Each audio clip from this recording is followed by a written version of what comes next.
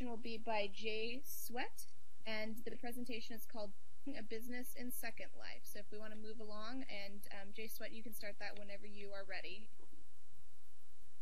All right, good evening, everyone. Welcome to the Vicara Conference. I hope you're enjoying the presentations thus far. My name is Jeni Crummey, and I have been invited to share a little bit about the experience of building a business in Second Life. I don't know if you can tell, but I'm kind of struggling with allergies, so if I lose my voice or start coughing, then I will switch to chat. Hopefully I can make it through, though.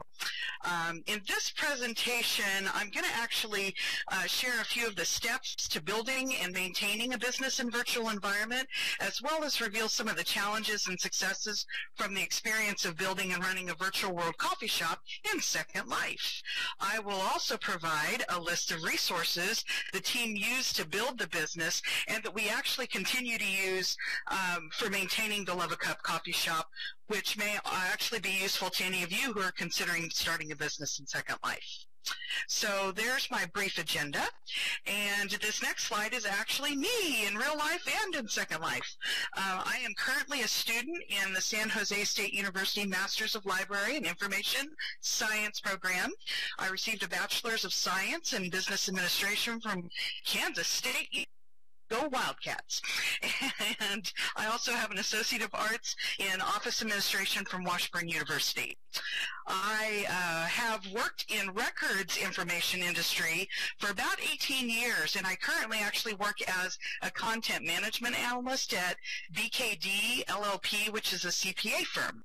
So I have been involved with actually SJSU, the SLIS immersive learning endeavor in Second Life for just a little over a year, and am currently helping with the build for the SL Rocks the Revolution. So we just had our open house last week, and hopefully you all have had an opportunity to check out our marvelous build over there. And we're hoping that we can get a great class this summer where they will experience the Colonial Revolution. So it's pretty exciting stuff. The coffee shop is actually right next to that build, and there are a great number of things to consider anytime you're starting a business. And you know, I've listed like 4 basic things here on this slide, but I'll go into a little bit more depth. When you're planning, the very first consideration really is your planning phase. You have to determine what type of business you want to develop, as well as, you know, in Second Life, it's really an endless slew of possibilities for businesses. But you also have to understand what are your goals going to be for that business. You might need to understand what are your resources that you're going to need. You're going to have to determine if you need any financial support, or if it's going to be funded, or if you've got a grant, or if you're going to do it just right out of your own pocket. There's all kinds of things that you have to kind of consider up front. Other necessary planning things might be the location for your business. Location. It really can make a difference. For example, if you were going to run a clothing shop, you might want to be in a well-traveled area where people are doing a lot of shopping. And for our particular event, and for actually the coffee shop, we determined that we really wanted to use it as a socializing place, a place where we can gather to have meetings, where we can have special events. And so it was a little easier for us to determine location because we knew it would be on the SLIS platform, and it would be right in this general area.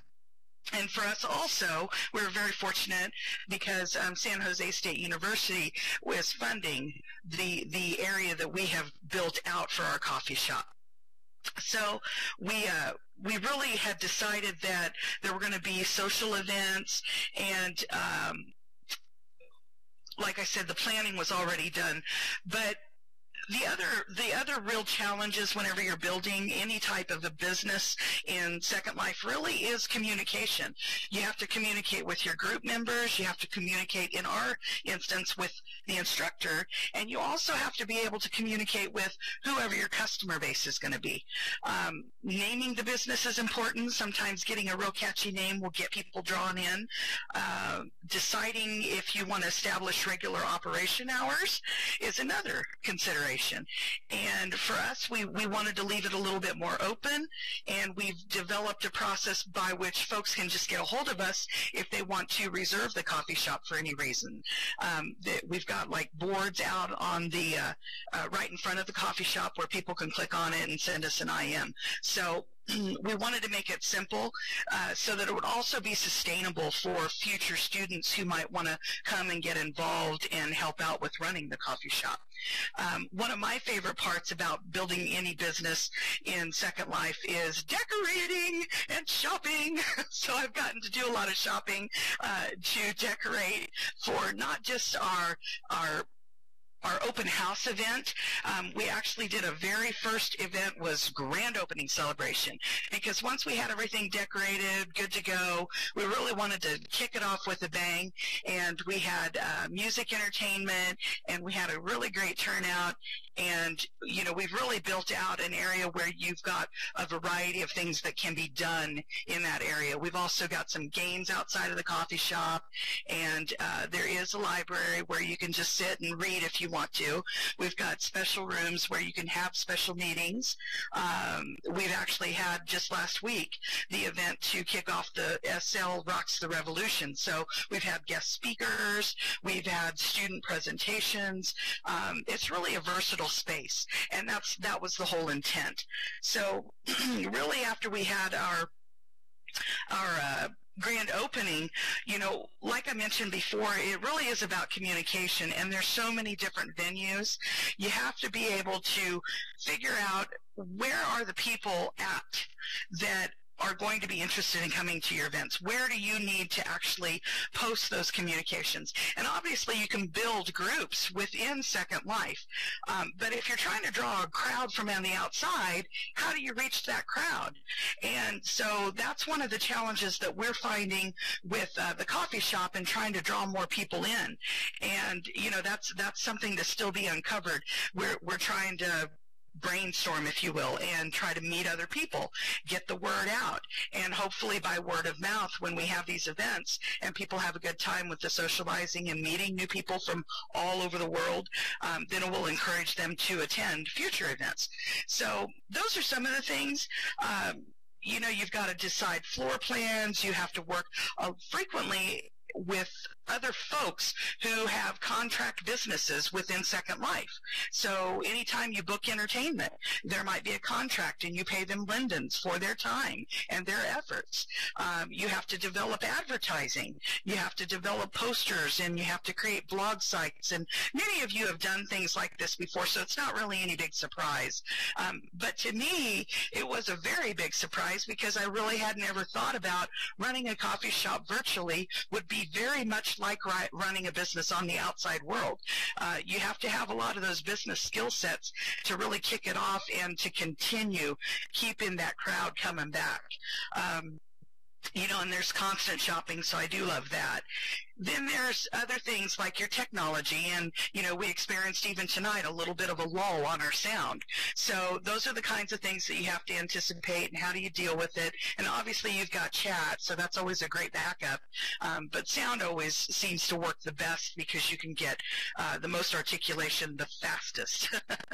And then there are other things that you have to consider. So for us, we went through a semester, we had the coffee shop, had a lot of great events. Then we decided that we wanted to relocate the coffee shop and have a bigger building, a little bit different floor plan, and so we relocated. And anytime you do that, then you have to think about, okay, well, how do we communicate and let people know where we are now?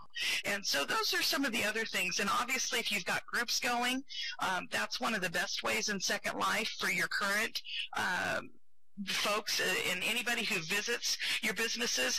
You know, give them invites to your groups, because that's the way that you're going to be able to keep communicating with them about future events.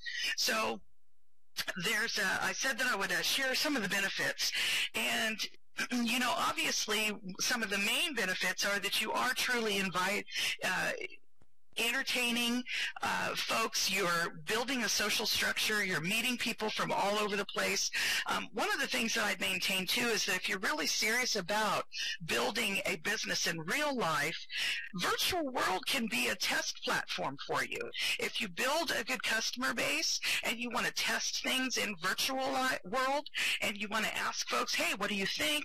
What do you like to do? Would you buy this? Would you interact with this? Virtual world can be a really great platform to test things for the external real life world. And that's one benefit. It's a fairly low cost. You're not spending that much money because it's ultimately your lindens, and it's really a doorway to expanding your social network of contacts. So it's also an interesting way to pass your time. If you just want to do a fun business, like there's DJs in Second Life, and they just enjoy DJing. So, and that's perfectly fine. That's another great way to pass your time.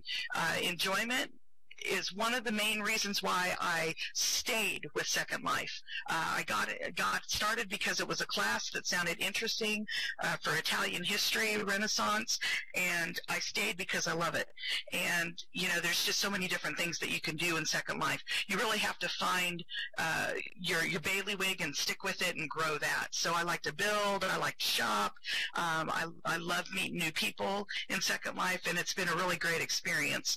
However, there are always going to be challenges, obviously. Monetary can be a challenge. So, if you need funding, there are grants out there that you can apply for. Sometimes groups will fund if you pitch the idea to them, or sometimes you can just start out small and grow as you have grown your customer base. Time is another big issue, because ultimately we've got a lot of students in Second Life in the SLIS environment, and the coffee shop is all voluntary. It's all volunteer time. So we're also full-time students. A lot of us are part-time students working full-time. So you give what time you can. And thank you, Marie. I will wrap this up. You've got technical issues, advertising, and fresh ideas can always be a challenge. I have also shared some of the resources that we have used, some of the places in Second Life where we go shopping to find freebie items and cheap items. And of course, the Second Life Marketplace is an awesome place to go. You can practically find anything you need there. And let's see here, I've got just like 3 slides with resources. And then I think I just want to wrap up by saying that I really think that virtual worlds provide an endless number of options for personal, professional, and educational use. Running a business is just one of the many options, and I hope this brief presentation's opened up some ideas on how you might use Second Life. Really, I think that running a business and being in Second Life is really only limited by your own imagination and maybe a little bit of your technical capability, but that's where getting a great group of friends to work with you and draw on one another's experiences is the way to go. Thank you very much.